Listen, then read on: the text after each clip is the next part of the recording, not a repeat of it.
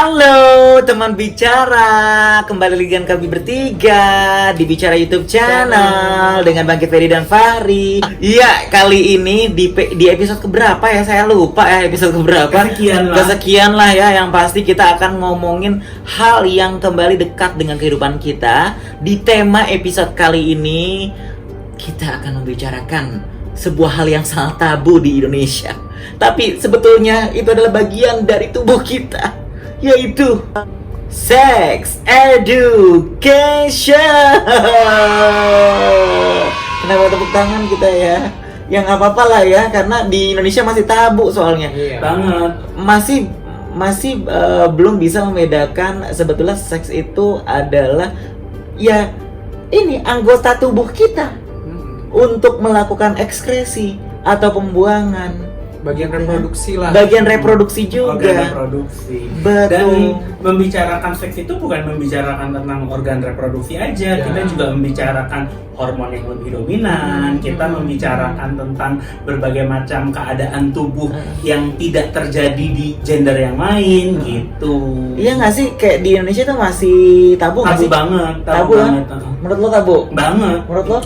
Iyalah, image-nya tuh kalau udah judulnya seks gitu ya, atau ngomongin seks, pembicaraan tentang seks gitu, kesannya ya udah kamar, tempat tidur. Iya. Kayaknya orang tuh langsung menjurus ke situ. Selalu itu. Padahal itu kan sexual interaction atau sexual activity ya, Iya, gitu kan? Sexual intercourse. Iya, bukan seks itu sendiri gitu, yang dimana adalah sebuah, kalau bisa dibilang part of our anatomi tubuh gitu ya. Baik, nah kan tadi udah bilang nih tabu di Indonesia mengenai sex education itu. Memang kenapa kok kalian bisa bilang itu tabu? Pernah mengalami sendiri? Fahri pernah. Kalau gue pernah ngalami, jadi gue masih ingat dulu tuh sempat kayak belajar bersama begitu di salah satu rumah teman. Belajarnya itu tentang lagi pelajaran biologi tentang organ reproduksi kan, otomatis kita di situ kan membicarakan tentang penis, gland penis, labia mayor, labia minor dan lain-lain. Di situ tuh kayaknya orang tuanya tuh langsung, ngapain sih kita ngomongin hal begitu gitu, kayaknya tuh langsung gak boleh aja kita membicarakan hal tersebut, padahal kan itu merupakan pendidikan. Dan kalau menurut gue kenapa bisa demikian, karena memang dari kecil kita nggak terbiasa diberikan sex education yang mumpuni sih dari kedua orang tua kita sendiri selama kita masa bertumbuh kembang. Setuju. Apa? Ya karena kalau dia kan dari luar aja, maksudnya sekelilingnya dia, tapi di luar rumah aja dia udah segitu denialnya membahas tentang. Nah kalau yang lo alami sendiri itu kan tadi dari luar, di luar rumah. Kalau gue dari di dalam rumah sendiri, gue sudah mengalami hal itu gitu, bahwa hal-hal yang berbau tadi itu judulnya seks itu tuh di rumah tuh dianggap sangat tabu. Langsung film biru gitu ya, film biru bahkan tidak pernah dibicarakan atau tidak pernah dibahas sama sekali gitu, karena memang ya itu tadi konteksnya untuk orang Indonesia masih adalah sebatas hubungan antara suami istri atau hubungan intim atau seksual intercourse dari dua individu gitu ya. Betul, kalau ngomongin 2, 3 atau 4. Iya sih, kalau gue pribadi juga mengalami yang namanya ketabuan dari sex education itu sendiri. Jadinya kalau gue sih lebih belajar sendiri, jadinya bertumbuh kembang untuk mempelajari tentang sex education itu sendiri, individu. Cari tahu sendiri. Gitu, baca. Kalau sekarang lebih mudah lagi ya, bisa baca di Mbah Google, atau nonton di YouTube atau di sosial media lainnya. Dan sosial media membantu sih sekarang, karena kan sekarang ini kan banyak akun-akun yang membicarakan tentang sex education, bahwa seks itu gak tabu lagi loh. Ini harus kita pelajari dari awal supaya kita bisa menghormati seksualitas diri kita sendiri dan menjaga. Tapi kalau menurut lo nih Fahri, why di Indonesia itu masih tabu membicarakan edukasi perihal seks? Oke. Yang pertama sebetulnya kembali lagi karena pengaruh-pengaruh dari suatu kelompok yang akhirnya membuat budaya untuk membungkam sex education ini malah jadi budaya mengakar gitu. Padahal seharusnya sex education ini adalah budaya yang dari dulu tuh harus bisa kita jaga untuk bisa kita turunkan ke anak cucu kita. Kalau dulu itu kalau nggak salah ada salah satu karya sastra Jawa, Serat Centini, itu isinya sebetulnya juga membicarakan tentang seksualitas gitu, dan itu sebetulnya harus kita jaga karena dengan adanya budaya-budaya seperti ini membuat kita itu jadi paham seks itu apa sih, menjaga seksualitas kita itu bagaimana, menghargai seksualitas kita itu seperti apa, menghormati seksualitas diri kita sendiri itu gimana. Ditambah lagi gimana cara ngejaga kebersihannya, terus supaya misalkan kita nggak bisa ngerantai anak cucu kita untuk tidak berhubungan atau melakukan sexual activity di luar nikah gitu ya, tapi ya at least kita bisa jaga dengan yaitu pengetahuan sex education justru akan lebih menjaga mereka. Oh iya, ternyata kan nggak boleh ya nanti kalau misalnya berhubungan ke sembarang orang nanti dapat bisa menyebabkan penyakit ABC gitu kan, bisa lebih mencegah seharusnya dengan edukasi seks yang cukup. Kan orang tua cuma jelasin gini, kalian jangan begini ya karena haram, karena dosa gitu. Kalau kita cuma dijelasin demikian doang, kita yang ada penasaran nggak sih? Gitu, malah jadi ingin tahu kan. Seharusnya diperkuat dengan ya betul haram gitu ya. Oke, agama basicnya kan. Ditambah lagi dengan ilmu pengetahuan gitu. Karena kan harus berkesinambungan ya. Masalahnya ilmu pengetahuannya ini di lingkup keluarga itu sangat kurang penjelasannya gitu. Jadi ini seperti kayak apa ya, budaya yang turun temurun yang menjadikan sex education itu menjadi tabu gitu ya di kalangan. Betul. Jadi dilarang aja tapi tidak sekalian dibekali juga bahwa ini nggak boleh. Kenapa sih nggak bolehnya? Ini begini. Bekalnya tuh tidak dipersiapkan juga. I see.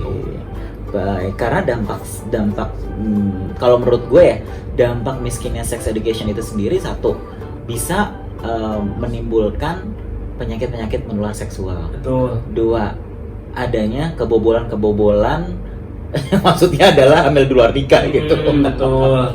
Iya kan? Lalu yang ketiga ya jadi tidak bisa menjaga, bukan tidak bisa ya. Jadi kita juga susah untuk mengetahui sebetulnya anatomi tubuh kita yang bukan paling penting, yang penting ini nih, yang intim ini yang bisa kita lakukan untuk reproduksi atau ekskresi. Gimana sih untuk menjaga supaya sehat, supaya bersih, ya nggak sih? Betul. Ya. Itu sih dampak-dampaknya menurut gua kalau miskinnya sex education itu. Dan memang ada beberapa studi yang dilakukan, ya studi ini juga bisa dicari kok di Google ataupun di beberapa portal berita lain. Ya, bukan salah satu ya, tapi banyak dampak dari miskinnya sex education ini, mulai dari seperti yang tadi sudah Bang Ki jelasin, juga adalah seperti contohnya banyaknya pelajar atau remaja yang akhirnya terjun dalam industri pekerja seksual. Kemudian juga adanya tindak pelecehan seksual terhadap perempuan ataupun bahkan terhadap laki-laki juga gitu. Itu semuanya kan karena kita nggak menghargai seksualitas kita dan tidak menghargai seksualitas orang lain. Itu semuanya memang berawal dari kurangnya sex education di tengah masyarakat.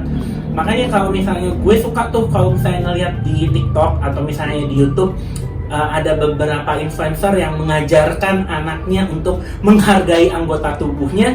Ini loh yang harusnya kita ajarkan dari ke anak cucu kita dari kecil gitu.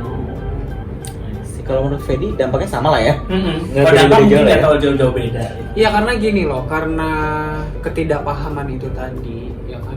Contohnya kayak kita lah, dan lu tadi sendiri bilang bahwa lu cari tahu sendiri, lu belajar sendiri. Kalau memang lu tahu nih, lu tahu yang mana yang baik dan tidak gitu, ya lu ambil baiknya gitu dari hal yang lu pelajari gitu. Tapi kalau yang dia labil jiwanya gitu kan, dia belajar sendiri, dia cari-cari tahu sendiri, terus tanpa adanya bimbingan, itu malah nyeleneh, malah akhirnya salah kaprah, terus dia kayak akhirnya ngawur.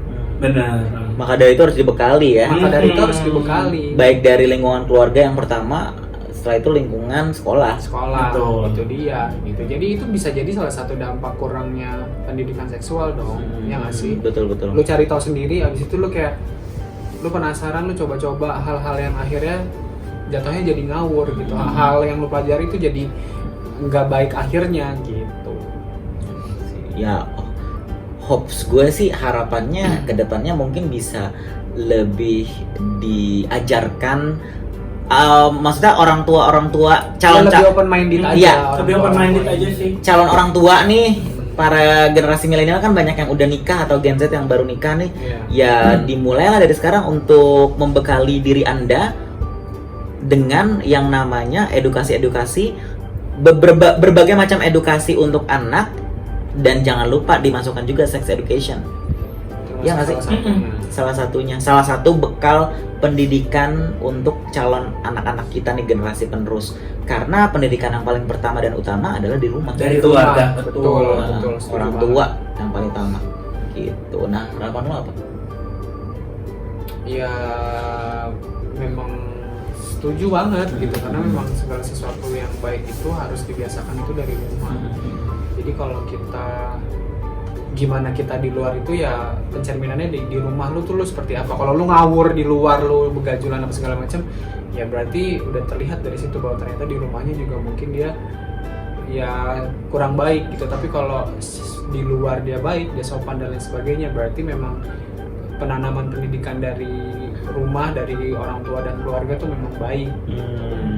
I see. Termasuk sex education ini salah satunya yang penting. Kalau menurut lo, Fahri, apa hopes lo? Ya selain dari keluarga dan dari dalam rumah sendiri, gue juga berharap semoga bisa menjadi perhatian lebih bagi pemerintah supaya instansi-instansi yang memang bisa membantu memasyarakatkan sex education ini betul-betul bisa terjun ke masyarakat untuk menjelaskan sex education itu sebetulnya apa sih, apa yang harus dijelaskan step by stepnya itu dari anak kecil usia segini, itu sex education yang harus kita berikan seperti apa, dia beranjak remaja sex education yang harus kita berikan seperti apa, ketika dia udah mulai dewasa sex education yang seorang tua berikan itu seperti apa. Itu juga dari peran serta pemerintah juga harus tanggap dalam hal ini, karena kalau misalnya masyarakat juga dituntut untuk demikian tapi pemerintah tidak memberikan arahan, juga masyarakat yang nggak tahu bisa apa gitu. Sebetulnya nih ya, Dek, udah mulai sih Permendikbud nih, ada yang baru nih yang memang mengatur mengenai apa ya, hukuman-hukuman yang akan diberikan bagi orang yang melakukan pelecehan seksual di sekitaran kampus atau di sekitaran sekolah. Karena kan banyak itu hal itu terjadi ternyata. Makanya dibuatlah peraturan ini. Tapi karena kembalinya miskinnya sex education yang ada di negara kita ini, dibelok-belokin gitu sama orang-orang yang tidak bertanggung jawab dan miskin edukasi. Jadi disangkanya nih Permendikbud menghalalkan hubungan seks di kampus atau di sekolah. Kan enggak baca isinya, gua rasa enggak baca dan enggak ngerti mungkin. Jadi itulah banyak sekali hal-hal yang akan terjadi, bukan cuma ke kesehatan organ intim kita ketika kita miskin sex education. Hal-hal tersebut tuh menyebar, meluas. Dan itu salah satu dampak dari radikalisme ketimpangan edukasi gitu loh. Jadi kayak penting banget deh pokoknya sex education, karena kita memang manusia sudah ketika kita lahir kita udah dikasih gender nih. Ini laki-laki, ini perempuan. Masa sih kita nggak dikasih tahu yang namanya cara menjaga organ tubuh laki-laki, organ intimnya, dan juga perempuan gitu. Sekalian aja semuanya gitu loh. Jadi bukan cuma sex education itu mengenai sexual interaction atau sexual activity, namun sex education adalah lebih ke how to get to know well about the intimate, the very important anatomy in our body. That'll be all. Ya itu pesan juga berarti buat kalian, buat kamu-kamu yang paham tentang hal ini, untuk membuka mata orang-orang di sekeliling kalian yang sekiranya perlu dikasih tahu dengan baik, tapi dengan cara yang baik ya, maksudnya kayak gini aja nih, ngobrol enak kan, gini pelan-pelan dikasih tahu. Karena apa ya, seks edukasi itu ya sama aja dengan edukasi-edukasi yang lain kita ketahui. Sama aja kayak biologi, fisika, matematika, sama aja kayak kita belajar begitu. Oke, Baiklah kalau begitu, tidak akan ada habisnya kalau tidak di stop video kali ini mengenai Karena sex contohnya banyak education. ya. Betul, Contohnya tak terhitung. betul banget. Semoga harapan-harapan kita bisa yang namanya tercapai dan tergapai di Amin. Indonesia ya, supaya membangun dan memajukan komunitas masyarakat seluruh rakyat Indonesia dalam berbagai sisi, supaya kita bisa yang namanya berkompetisi nih internationally dan tentu saja menjadi individu yang lebih baik lagi. Amin. Baiklah teman bicara, sampai jumpa di episode kali ini membahas tentang sex education. Nah, jangan lupa subscribe-nya dan juga Komen, Mm-mm. di like. Mm-mm. Kalau kalian nge-like video kita, nanti kan video kita akan muncul di recommendation channel YouTube yang lain gitu. Orang-orang lain juga jadi bisa nonton video kita kalau kalian ngerasa video ini bermanfaat. Bermanfaat lah. Kalau kalian Pasti ngerasa bermanfaat. Semoga terus bermanfaat. amin. Amin. Dan boleh juga Di-share ke semua teman yang kalian punya, ke semua sosial media yang kalian punya, karena semakin bertambah juga view-nya, subscribernya, kita juga pastinya akan semakin semangat nih buat membuat episode-episode berikutnya dan membicarakan banyak hal lain ya yang harus kita bicarakan dalam hidup ini pastinya. benar. Baiklah teman bicara, sampai jumpa di episode Bicara YouTube channel berikutnya bareng Bangkit. Edi. Fahri. Bye bye.